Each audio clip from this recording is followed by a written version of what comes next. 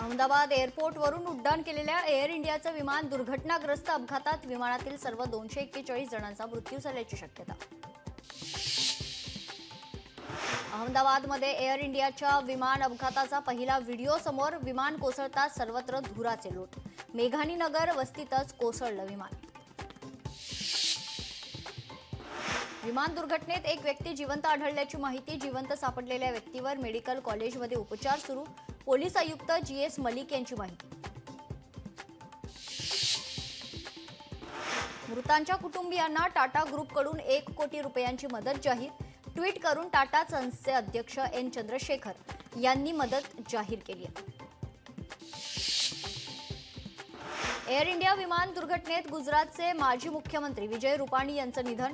लंडनमध्ये आपल्या मुलीला भेटण्यासाठी निघाले होते विजय रुपाणी। बदलापुरातील रहिवासी दीपक पाठकचा विमान दुर्घटनेत मृत्यू। दीपक पाठक एअर इंडियाचा क्रू मेंबर असल्याची माहिती। नातेवाईकांनी डीएनए सॅम्पल्स रुग्णालयात जमा करावे। गुजरात सरकारकडून नातेवाईकांना अपील। मृतदेहांची ओळख पटवण्यासाठी डीएनए चाचणी महत्त्वाची। गुजरातच्या मुख्यमंत्री भूपेंद्र पटेल यांनी सिव्हिल रुग्णालयाला भेट दिली आहे। विमान अपघातातील जखमींच्या प्रकृतीची केली विचारपूस। विमानातील क्रू मेंबर्सपैकी एक क्रू मेंबर खासदार सुनील तटकरेंची नातेवाईक। अपर्णा महाडिक सुनील तटकरेंची भाचे सून। अपघातग्रस्त विमानामध्ये नागपूरची यशा कामदार। एअर इंडियाच्या विमानातून प्रवास करत होती यशा कामदार।